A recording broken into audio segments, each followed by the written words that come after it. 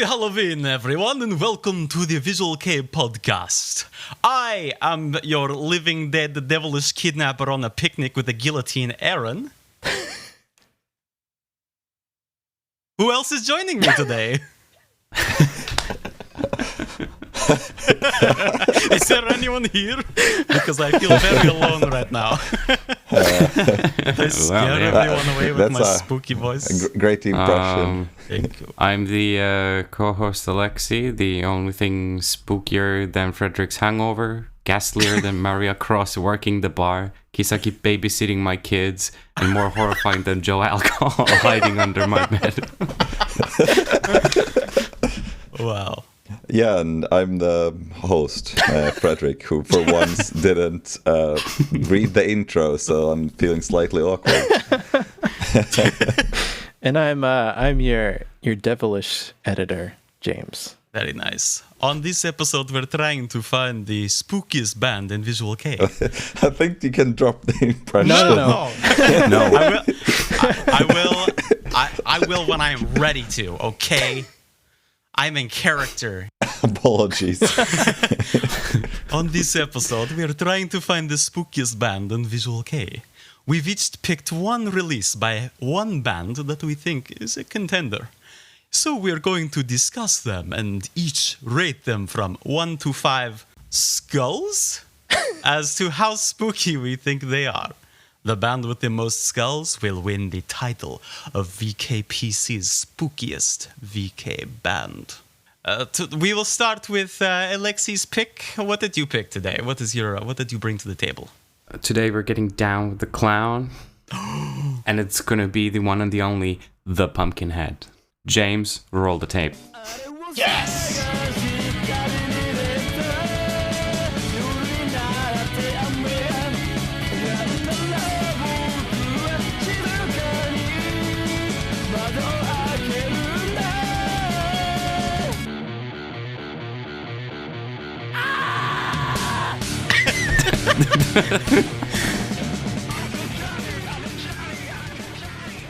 Okay, so the Pumpkinhead is a band. They are, in fact, a Visual Kei band. That's pretty much all I know, other than the fact that there is a clown in the band.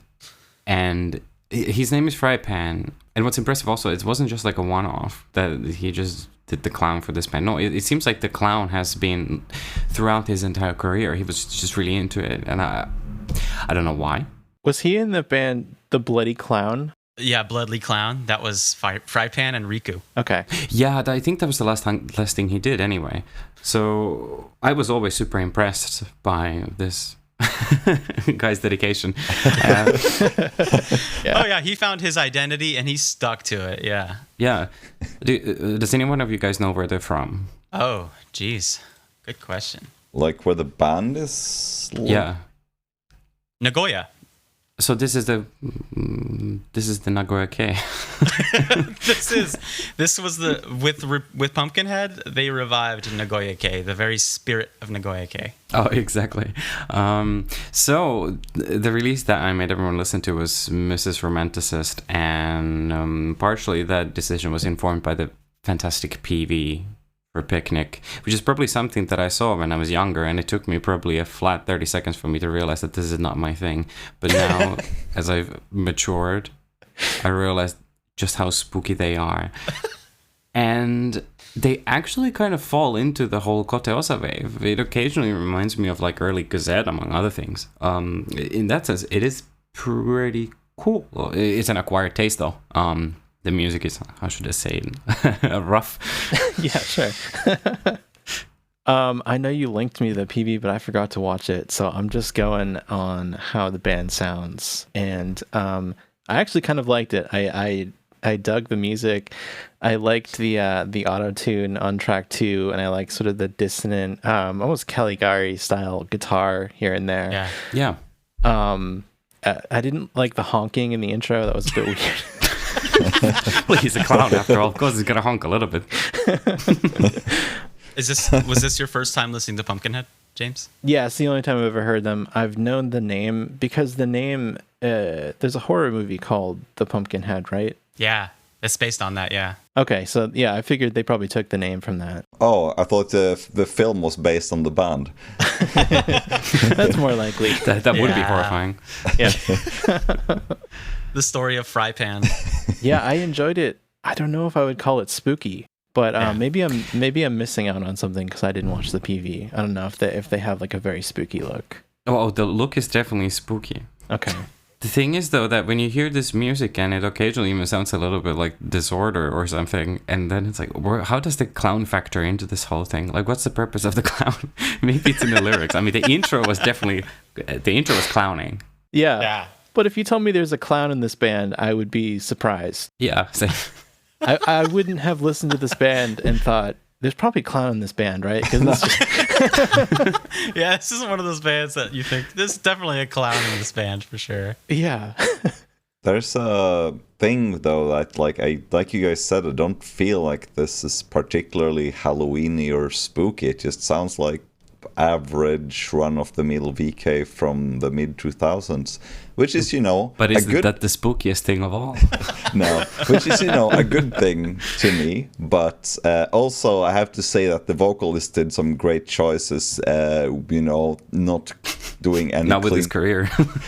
Not doing any clean singing except for that, unfortunate occasion which is sampled in the intro. But the rest of the single has, distorted vocals and such things. And I think that was a great career move to, disguise his singing voice as much as possible. Yeah. I would still like to imagine that even now that he's retired, he's still wearing the clown makeup in his house. Oh, man. And every time there's someone visiting, he's basically playing his old PVs and being like... That's me. Leonardo DiCaprio in Once Upon a Time in Hollywood, just pointing at the TV like, if that was me. Look, there I am. That's me again. Look at my nose. There's another Visual Kei band with a clown in it, the Nostradams. Or probably the Nostradamus, but it's probably Nostradamus, but it's dams spelled. Yeah, their drummer is a clown, and I mean that band too. I wouldn't have expected a clown to be in it, but yeah, there's a clown in it. Yeah, you never expect clowns, in Visual Kei, and oftentimes they're not committed to it. They're not committed to the role. Frypan, committed. That's true. They might do a one-off look. I think Arle Quinn guy probably did a little bit of clowning here and there. But I saw on vk.gy that there is a new clown K band in town, and it's called Utsugino. But there is no music yet or anything like this. They're just a video preview clip. But unfortunately, it's looking less like John Wayne Gacy and My Uncle on Christmas, but more like The Purge, Oh, wow. So it was a bit cringe. Yeah. I don't know. Well, before we get down to the rating... one very scary detail. Their drummer actually went to lord over the very notorious Shimizu Records or something like that. And I think that label, that's first of all the label with bands like Avalcane. But they're probably the scariest thing out of all of this, because all those bands basically disbanded or ran away otherwise. They wouldn't be able to wriggle themselves out of that contract. It's true. Yeah, Izumi is the president of Shimizuya, apparently. Pretty cool. One spooky fact about this band is that Frypan and Tomo, the lead guitarists, they met when they were working at a konbini together, and they thought they could make music together. And they had already... They met when the guy was just like, hey, why you have that clown makeup on? Yeah. Bro, you're going to get fired. He's like, no, I have this vision. We have to start a band. But yeah, so for Miss Romanticist, it opens sort of in the least spooky way possible, with some silly little trumpets and Frypan. Greatest clown in Visual Kei being belligerent about something. He always sounds like he's either really stoked or he's a little bit irritated by something. Like someone, punched his clown nose or something. Someone honked his nose. Yeah, someone honked him without permission. It's non-consensual honking. Stepped on his gigantic clown shoes. Yeah. So I'm a big fan of Pumpkinhead. Great pick also, because it's a good CD. I actually, related to the song Shamsar or whatever, I tried to Google what the hell a Shamsar was, because in the lyrics of the song, he talks about being Shamsar, and it just links back to Pumpkinhead. So I think it's a Frypan invention. So, the Frypan original. Yeah, it's a Frypan original Shamsar, but the song's about eating sweets, so it's not very spooky.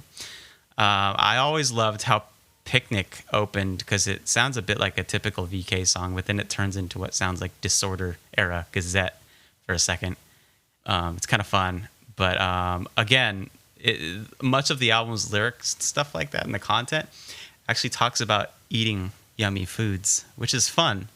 But I wouldn't say it's very spooky. Maybe it's in the spirit of Halloween because we eat lots of good stuff for Halloween. But I just had a good time. I love this band, and I think they're a lot of fun. So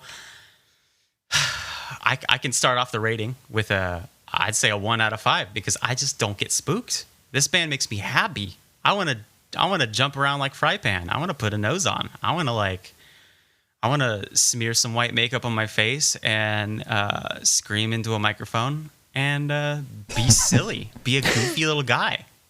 Yeah, same for me. I gave it 1 skull out of 5, and again, I agree. I really enjoyed it. I liked it. If I was rating it on how much I liked it, it would be a very different rating. But I think the 1 skull is for the name alone, and maybe the clown, the name and the clown costume. That's a big factor. There are people out there who are terrified of clowns, and then it would be a 5 out of 5 for those people. Yeah, I like clowns. I'm not terrified of clowns. Yeah, clowns are great. Yeah, my rating is sort of on the same track as you guys. If you're rating purely by how scary or spooky the band is, I think, the most terrifying part is his clean vocals. So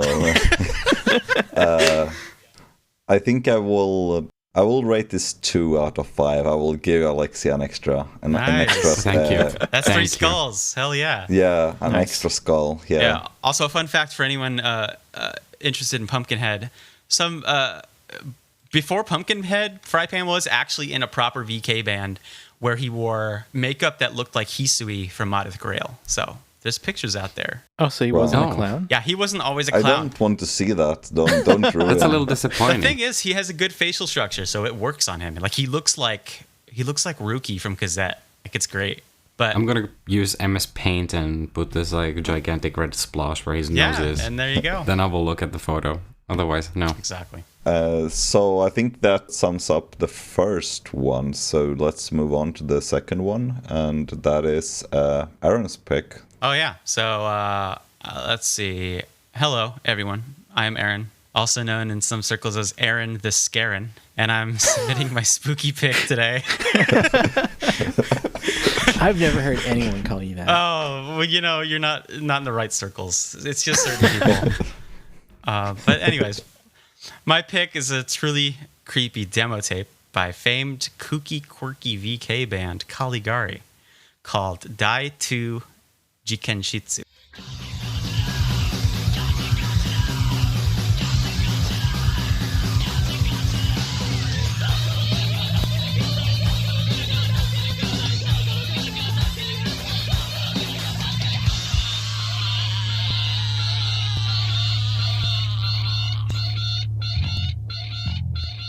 So I picked this tape because, for one, I love this band. I love this era of this band. But I also picked it because the songs are scary and crazy and sure to keep you up at night, or at least it keeps me up at night. From Shuji's manic screams to Owl's dissonant guitar squeaks, it's sort of like the soundtrack of an unhinged mind. Guillotine, it opens up the tape, and the song is about lighting people up to behead them, and you can just hear them all screaming in anguish and terror. And there's just this cacophony throughout the song, and then there's elements where it feels like they're singing a little nursery rhyme as they go down and get executed. So it has this weird element of like pseudo innocent, bizarre depravity. Oto, the second track, is about someone with psychotic, violent urges that they're repressing. And then we get a little ballad, one of Owl's classic ballad type songs that kind of feel like a moment of rest where you feel like you're escaping the terror of the first 2 tracks.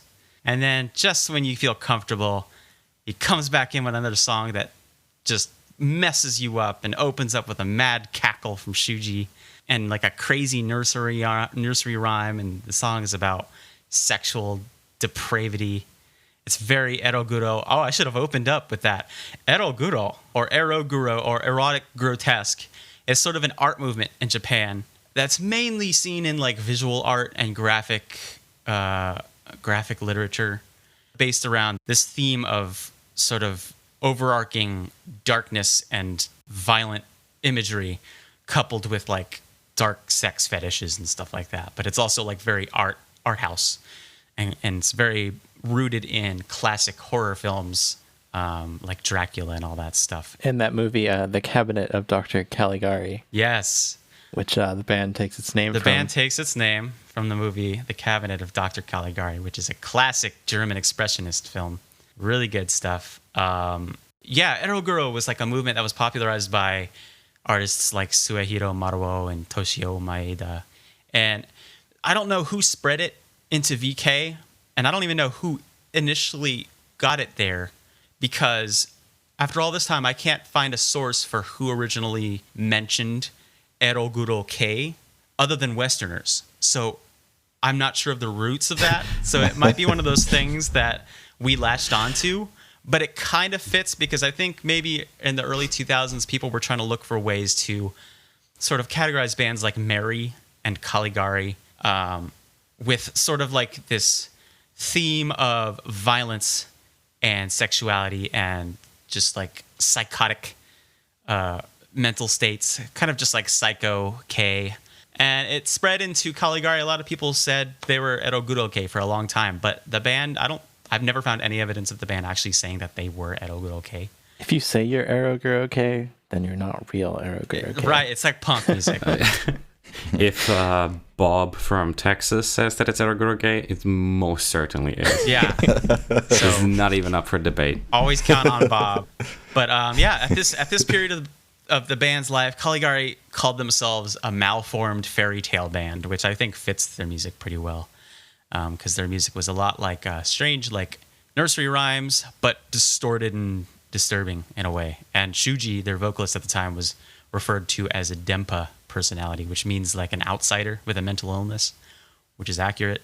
So there was this sort of unhinged feel to Shuji's voice and his performance, and I think Eroguro Kei probably came through the West and got misconstrued, but I guess it works because it categorized a lot of bands. Like Mary, a lot of their art, Mary released albums with Suehiro's art on it. So it's like a direct correlation. But anyways, yeah. So this tape I picked mainly because it sort of epitomizes that sort of unhinged, violent, unnerving kind of feel. So anyways, after, the song after Kusata Sakana kind of opens up with a cackle and goes nuts and stuff. And then right after that, you're lured back to sleep in like happy imagery and visions of hope.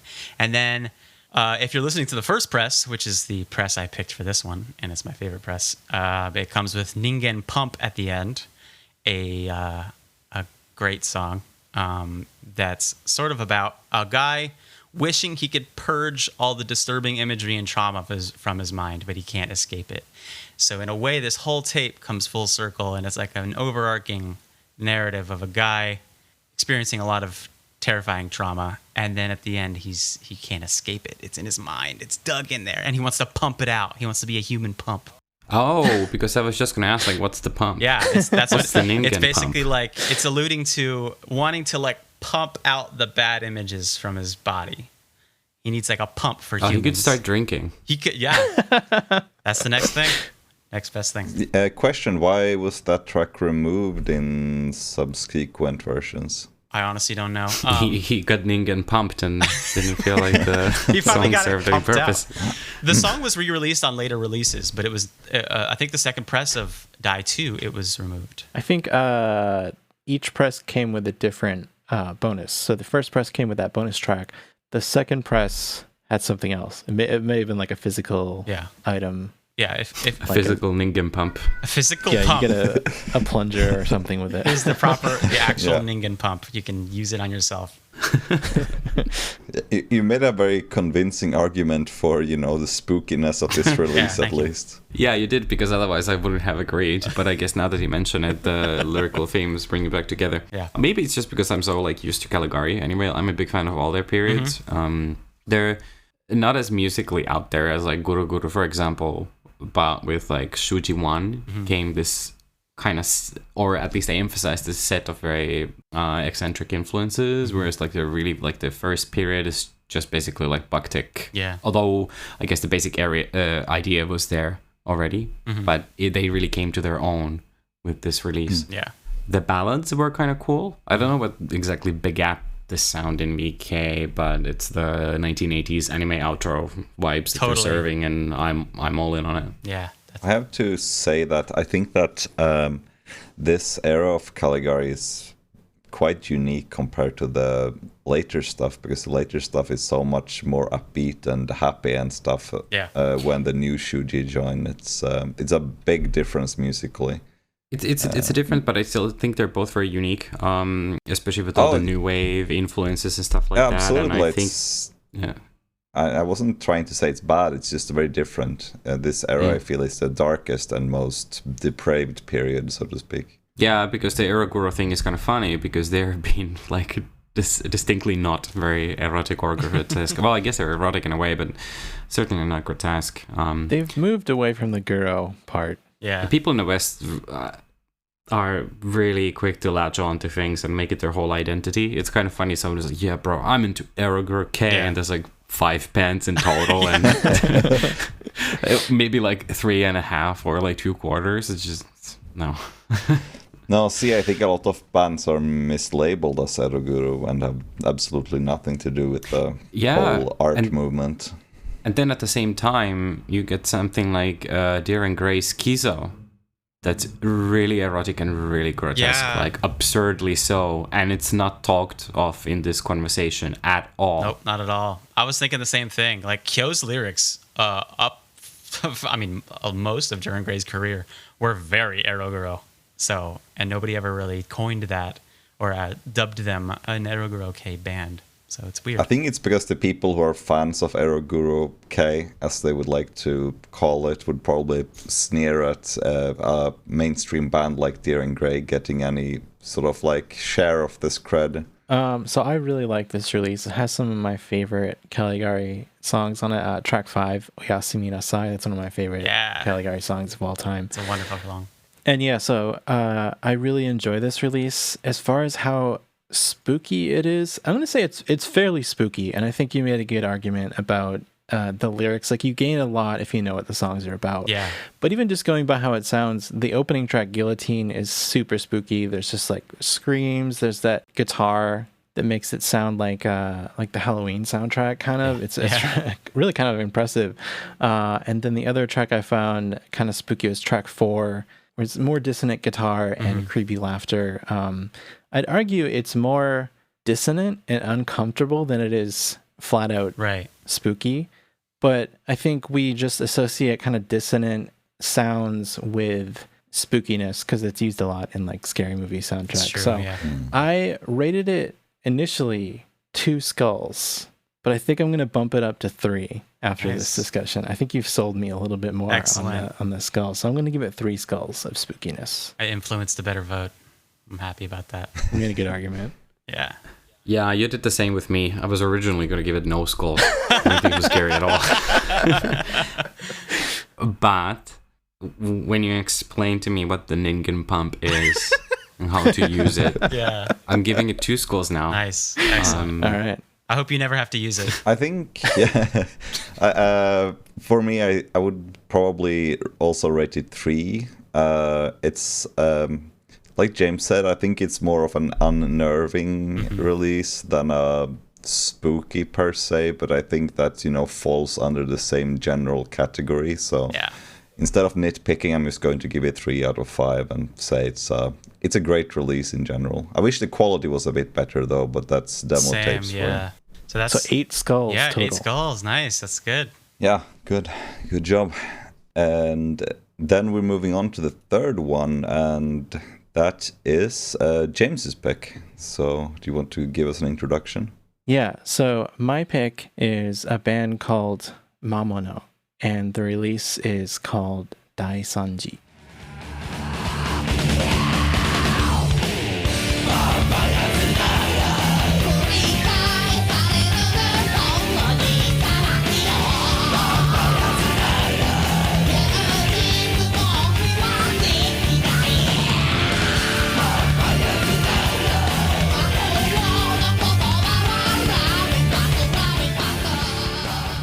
When I was listening to this at first, I had to go on vk.gy to check if you're making me listen to girls again. But turns out they're all guys.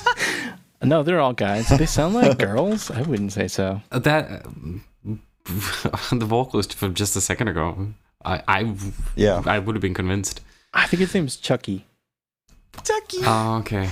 Oh, you know what? That would make sense. But Chucky's kind of androgynous too.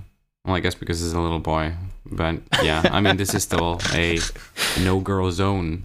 Yeah, no, they're all guys. This band was the first thing that came to mind when we started to talk about the concept of this episode, because their whole thing, I think they call themselves a horror punk metal band. I mean, it's basically metal. They say punk, but I'd say it's much more metal than punk. But they incorporate kind of like spooky strings and like horror synth sounds and creepy laughter and stuff like that, monster voices. They sing about vampires and zombies and so on. And so I've known this band for a really long time. And as I was looking to find the release to talk about, I remembered their discography is huge. And it's been a long time since I've listened to them. So I kind of just picked this release at random because of the track titles. You got The Altar of Sacrifice, Vampires Nights, Living Dead, and Hunting Human. So all the track titles, you know what you're in for. You know it's going to be a spooky band. Oh yeah. So before you even listen to it, the title tracks already have you in spooky zone. So yeah, that's definitely got something going for it. It also, once you get it started, it starts with some gothic organs and like a marching bass drum, and it's very sort of Dracula's Castle. Which is fitting because then track 2 comes in and it's about vampires. Yeah, and it's great. And track 2 has like the double track vocals that almost sound like they're barely there, like they were recorded live with a live mic. And it kind of gives it like a zombie feeling, almost like they're detached a little bit, like a horde of ghouls, which is very spooky. It sounds like a horde of ghouls. I think that's an excellent way to describe their vocal style, because there's two vocalists at this period. Nice. And yeah, they're both like ghouls. They're screaming from the abyss. Yeah, totally. They feel like they're screaming from the abyss. Living Dead opens up with more disembodied ghost voices, and it's very kind of thrash metal. Like it feels like The Haunted X Japan or something, which is a terrifying thought. So I've never listened to Mamano before this, and they're a lot more fun than I expected. I mean, they have cool visuals, but I didn't really know what to expect, and I enjoyed it a lot. Hunting Human is also sort of more of the same as Living Dead, but with a new sort of demonic entity voice that sounds like the boss from Doom 2. I don't know how many people listen to the show and play old FPS games, but it sounds like the boss in Doom 2. Yeah, good stuff. This is such a James band. That was my first thought after like a few minutes. Like, it's the bleeps and bloops, and it's this. Yeah, it's obviously not punk at all. It's very heavy metal. Like, especially the later tracks are just like flat out. Yeah. Heavy metal. I quite like the bass. I thought that was the most VK part. Also, I don't know why. It gave me some rather subtle VK vibes. But maybe the most horrifying thing is actually just like the main guy. Because apparently he just kind of disbanded this band, then reformed it under a different name immediately, and then all the other guys left. And now it's just him. Yeah. And, you know, when you get everyone else bailing out, it's kind of indicative of you as a person, I think. Yeah, I mean, I don't know. So unbearable and so spooky that no one can even be in the same room. Yeah, I don't know anything about the circumstances of it, but I believe it's Chucky, who is the guitarist, who eventually became just the sole vocalist of this band. After Mamano disbanded, they reformed as United Monsters. Yeah, it's Chucky and I think maybe one or two of the other guys from this band, and they sound the same. It's like the same band. I don't know why they rebranded. Dude, this is Visual Kei. You never know these things, but it makes sense to somebody somewhere. Mm-hmm. And honestly, Mamano is a much cooler name. Yeah. Oh yeah, the other name is horrible. It reminds me of the Mixed Speakers Inc. and all those other like very. No, thank you. Yeah, I have to say that I'd listened to quite a bit of Mamono some years ago. I remember they released an album called Pandemic of Beast in 2009, which I listened to quite a lot then. I vividly remember the PV for their song Zombie 99, which was quite cool. Yeah, that sounds good. But I do feel like this release, it's also quite good, and like someone mentioned, the intro certainly sets up the right kind of spooky atmosphere. So I think here we're sort of like getting closer to the traditional Halloween-y tropes that you would expect from a Halloween episode, I suppose. So with that in mind, I am going to rate this one 4 out of 5, because I think this is, has a lot of the essence of Halloween from what you would expect. Yeah, no, I'm definitely gonna agree with that. I'm getting full 80s horror vibes from this, almost like a George Romero kind of thing, but more corny, more like exaggerated special effects kind of horror, which I love. Great pick, very spooky. I'd give it a 5 out of 5, 5 skulls. Wow. Yeah. 100%. 100% skulls. I'm gonna give it 3 skulls out of 5. The heavy metal element is so familiar that it sort of ceases to be spooky on an accord, because it's something that just already throughout, and it's kind of I don't know, what do we call it, expected, right? So that doesn't spook me, but it's all the exterior elements which are certified spook. So I think a solid 3 skulls out of 5. I think that's fair. I mean, it's not just 100% like Halloweenness. It's like music first with the Halloween vibes. Yeah. Not everyone can be Fry Pan who goes Halloween first, music second. And yeah, Mamono is, they have some albums on streaming, Spotify and Apple Music. So to our listeners, if this sounds like your thing, check them out. It's a fun band. Mamono, M-A-M-O-N-O. I tried. M-A-M-O-N-O. Yeah, that's right. Yeah. Look them up.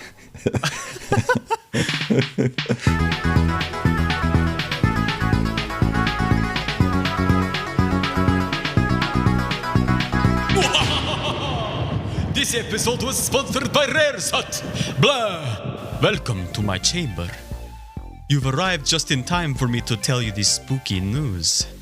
Rare's Hut, your source for rare and not so rare imported Japanese rock, metal, and Visual Kei outside of Japan, whose prices compete with street prices in Japan, therefore allowing you the opportunity to save on import fees when you shop at Rare's Hut. We'll be hosting a set of terrifying auctions of phantasmagoric proportions this October and November. Thunderstrike! This event is so horrifying that its title will scare the shit out of you. It is called Reminisce of Ideal. Kasunda Gekko Numo Ko... I cannot speak Japanese. The Japanese part is the scary part, unless you know what it means. I studied Latin in school, so... This Saturday, October 29th, and the day after on the 30th, and then again on November 5th and the 6th, the dungeon will open to entomb you all. Rare's Hut's incredible auctions will shock and amaze you. Log into rareshut.net around 12 p.m. CST or 5 p.m. GMT to sort of indulge yourself. Stay a while, bid on things. Drink from me and live forever. By me, I mean Rare's Hut's throbbing veins full of delicious, juicy, imported goods. While you're there, I'd suggest bidding on that Mazo Hysteria VHS tape. Their guitarist, Haruka, formed Amure, one of the spookiest Visual Kei bands of the 21st century. Maybe Mazo Hysteria are spooky too, I don't know. I've never listened to them, but their band name sounds most chilling. Visit rareshut.net for more details. Wolfman here.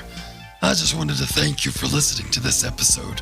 If you're enjoying it and want to help us out, please subscribe, give us a like or 5-star rating. Recommend us to your friends.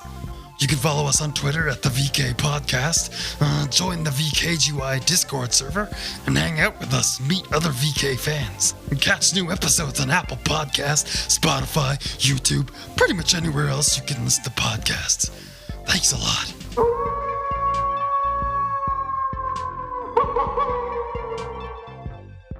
All right. So next we got Red, right? Yeah, the final one, which is mine. But first, just to sum it up, I think Mamono takes the lead now with a pretty comfortable margin. Yeah, they got what, 12 stars. 12, not stars, skulls. Yeah, skulls. We're not dealing with 12 stars here. inverted pentagrams. These guys are definitely not stars. Nobody on today's episode is a star. Yeah. Okay, and finally, it's time for my pick, which is the debut single of the band, The Candy Spooky Theater, which has the title of Pumpkins Scream in the Dead of Night Parade.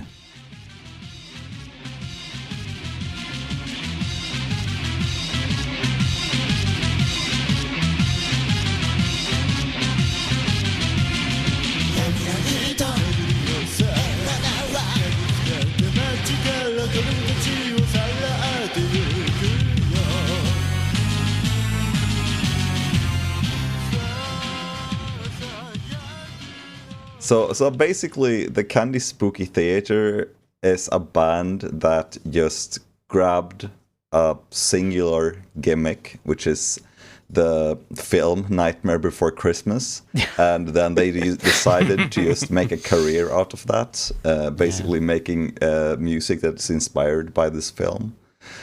And I think this is like as far into this kind of like catchy American, like glammy kind of Halloween, like plastic pumpkins and, you know, paper bats and stuff that you could possibly get in terms of music. And, you know, since Halloween, at least in my mind, is a very American thing, I thought this was pretty appropriate to use as representation of Halloween. You think you could manipulate us like that? Yes. So I love this CD, and of course, you know, great band, because it was like whenever these guys hit the scene, or rather the Western scene, because I have no idea what it's like to be in the actual Eastern scene. When they hit the scene, all of my sort of Nightmare Before Christmas loving, like Yonan Vasquez fan friends that I knew, all my Hot Topic friends were all just like, this is the best thing ever. These guys are great. Why isn't there more of this? And they were all just like, Peggy is the greatest Visual Kei band, man, ever to exist. Well, Peggy. why Peggy? That's worse I than don't Chucky. Peggy. People loved Peggy. I mean, to be fair, Peggy was the central songwriter for the band, but... Okay. Oh, really? Oh, I thought it would have been the Jack Spook guy. I know, I thought so Because too, he's but kind of front and center. at least as far as I know, I looked up the songwriting credits for this CD in particular, and it's all Peggy. So if Peggy's got the spook, who else needs the spook if Peggy's there? Yeah. Well, what's Peggy doing nowadays? Peggy is retired. Yes. Oh, too scary for this world. Lives in a giant pumpkin. Yeah. And, Or under a bridge. So, it opens up with like a Halloween sound effects reel. It couldn't be any more blatant. These guys set out from the get-go to be a Halloween band, which is great. You know, you love an established theme. Second track kind of comes in. It sounds like a rejected Nightmare Before Christmas song on some grimy, gritty synth patches. Strip, the next song, sounds like a spooky lounge song. And the song kind of reminds me of... Has anyone ever listened to early Doremidan? Early Doremidan? If not... Yeah, a little bit. A little bit. So, Haruhi from Ove, another early band, was in Doremidan for a while. And whenever he was with Doremidan, he did songs that sound just like Strip. Like loungy, grimy rock. And I love it. I love that stuff. It's great. I was wondering actually how this even like landed in the Visual Kei. Definitely not the only band done that whole fucking da da da hey hey. Yeah. Stuff. Right. But the CD ends with some unsettling circus music. I mean, it's got an intro and an outro, and it's a 2-track CD basically. So It's a short listen. It's like 8 minutes total. yeah, it's 8 minutes, and the outro is like circus music on a wind-up hand organ kind of feel. That's been like an organ that's been kicked around for a while, so it sounds really messed up. So if Mamono was Dracula's castle full of ghouls, Candy Spooky is kind of like a mad circus, in essence, really. Yeah, that's fair. This sounds like someone bought a like Halloween reel CD and just added that as a band member to the music. Because it's so much Halloween right in your face right from the get-go. Yeah. There's screams and spooky sounds. There's a cat meow. It just has Halloween sounds. Multiple cat meows. I wonder why. Yeah, this is. I mean, the sound of this band is exactly how I, always imagined American Halloween was like. Yeah, Because, this captures the spirit of American Halloween. Absolutely. Yeah, because the thing is that I mentioned the city is America. Yeah. Because I mentioned before we started recording, but Halloween is not a tradition in my country, so it's only in like the recent years we have imported some Halloween gimmicks from the States, but otherwise that's an interesting tidbit. Yeah, that's interesting. So you're viewing the theme of the episode kind of through an American lens in a way. Yeah, because to me, like the only exposure we have to the whole concept of Halloween is through, American commercialism, basically. I mean, we have our own traditions around the same time of year, but they're a bit more low key. Or now you're supposed to go to the graveyard and light candles on dead relatives' graves. That's cool. Yeah, so that's what we normally do. I wish we had more of that. We're all in it for the candy. Yeah. The dead relatives doesn't give you any candy, sadly. They're Unless you got an inheritance. Mm. Oh, true. Yeah. Buy some candy with that.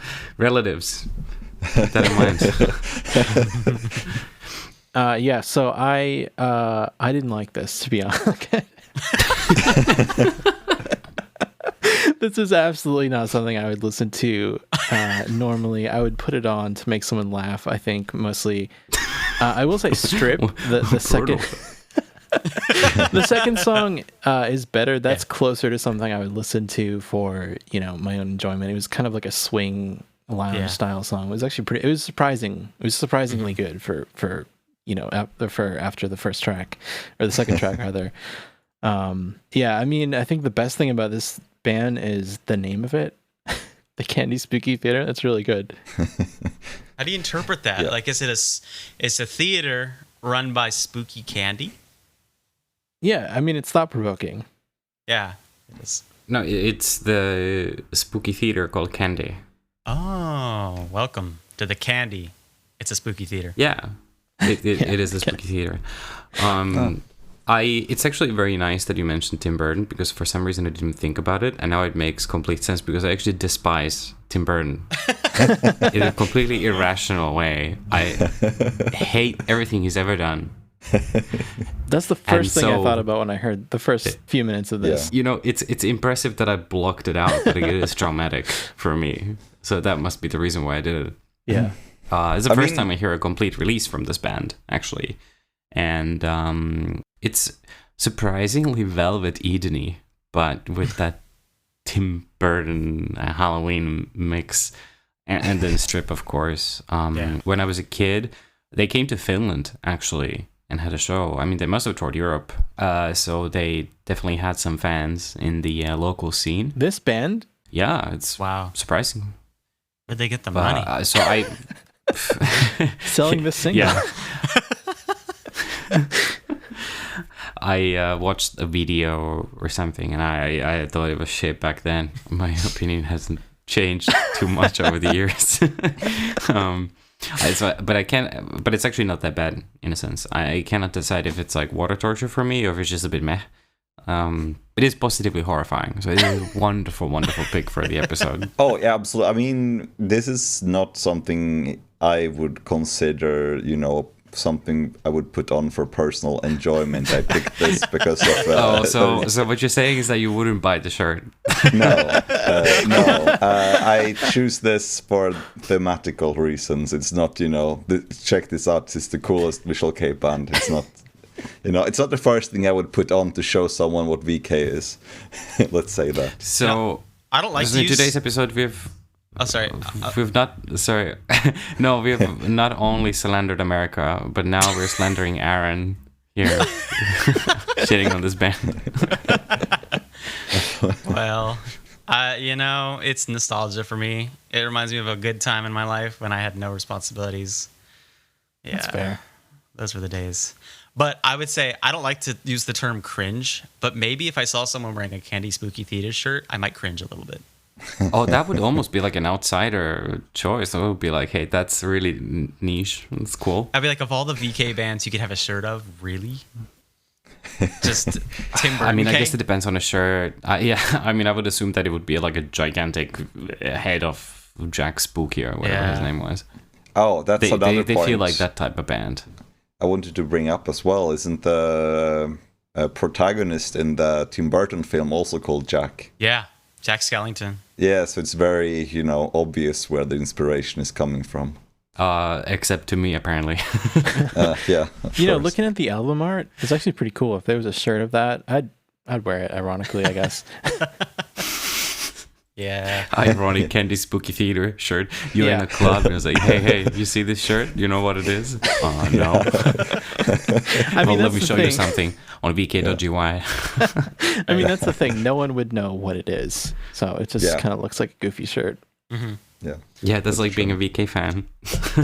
Yeah. Yeah, but I would say the best thing Peggy ever did was play in Art Marjou Du Shine before this. It was a goth band, basically like a Malice Miser ripoff band, but it was really good. And then Jack Spooky, he joined Benny no Sakura after this band, which I feel like they were pretty cool. Kind of a cool, like, dark goth band. They also had the guitarist Sul for their first couple of years, which is a guy who was also in that Art Marjou Chain band. Oh, yeah. And before he joined the Candy Spooky Theater, he was the guitarist for New Kiki. Oh, right, New Kiki, yeah, with Full. Yeah, exactly. Yeah, I was thinking about the band histories of these guys because, I will say that they did really own up to the concept, and the Velvet Edenness made me think if they've actually been in like a real quote-unquote VK band before, and if someone was in like a Malice Miser knockoff band, that seems pretty cool. I will check it out. So, Lexi, what would you rate this? On a skull? 6 skulls out of 5. Damn, 6 skulls. I was scared. That's against the rules, but out of my wits. I'm gonna allow it. I rate it 5 out of 5. This is too much Halloween in the song. Yeah. Like it's like you eat a bunch of candy, and this single sort of captures the feeling of eating way too much candy on Halloween. It's more than you want. Yeah. I'm going to give it a 4 skulls out of 5. I'm going to be on the low end a little bit just because, it is spooky, but it's also like Walmart spooky, It absolutely is. So, not really a perfect score in my opinion, but hey, I think that's a good overall, right? Well, with Alexi's bonus point, I guess that brings it up to 15 skulls. Whoa! So let's see what we got here. We got the Pumpkinhead, 4 skulls. Pumpkinhead is misunderstood both in life and death. Oh, regardless, they get 4 skulls. That's way that's more the than curse. this. That's the curse that they have. They never the curse were, of the Pumpkinhead. Yeah, the curse of the Pumpkinhead. They were never truly Fry appreciated. Pan is to our outsider. Stream Pumpkinhead. He's the real Caligari demo. at 8 skulls. Mamano at 12 skulls. Nice. And the winner of VKPC's spookiest Visual Kei band at 15 skulls is the Candy Spooky Theater. Imagine that. That's the Can spookiest you band believe ever. it? The spookiest band ever. I'm spooked by that score, honestly. It was in exactly the order that we reviewed them. We didn't plan that, but that's how it turned out. Oh yeah, that's true. I didn't notice that either. This is basically like Apocalypse Now, and you start with this like regular Warren film, and suddenly you snake through the river into the heart of darkness, and in there it's a Tim Burton knockoff band. No! In a At the end Walmart of the day, there's nothing more scary than on the 4th of plagiarism. July. Oh well. Yeah, but I think that's about it for this episode, then, guys. I think everyone who's listening, I hope you have a really good Halloween. I hope you enjoyed this episode because we had fun making it. We also, what are you guys doing for Halloween? I mean, the Euro guys don't actually have Halloween. Well, what are you gonna do? Aaron, I'm doing nothing on Halloween. I'm gonna go to work. You should eat extra pickles on that day. Oh, you know what? I might even share them. Consume An extra pickle. hefty amounts of pickle. But trick or treat, give me pickles or I'll shit on your driveway. No. No, you will just, play Candy Spooky Theater to them. Blast it. Like in that movie, Say Anything, where he's like holding the boombox above his head. And Yeah. I'm gonna go to Aaron's old Hot Topic crash. I'm gonna play Candy Spooky Theater. Someone make a Under a video of balcony. that, please. Just that scene, and he's playing Devilish Kidnapper by the Candy Spooky Theater. Oh, horrendous. Perfect. Wow. Yeah, so anyway, thank you all for listening, and see you next time. Spooky sayonara. Sayonara.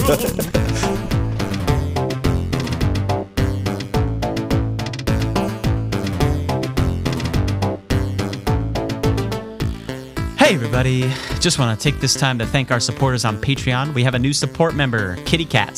Thanks a lot, Kitty Cat. We also have a new core member, the incomparable BioPanda. Thanks for the support and all the good work you do for the community and the culture, Panda. We love you here at the Visual Kei Podcast. If you're listening this far and aren't aware already, we have a new Patreon setup where we post exclusive content and take votes for new episodes and extra content. Honestly, we take all kinds of suggestions. Drop stuff in there.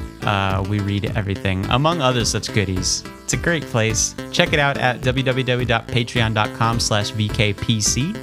The support helps the show get better, so we really appreciate it because we want the show to get better, and ideally you also want the show to get better. But if you want it to stay exactly the same, you could also say that. We'd be fine with that. Anything helps. Thanks a lot.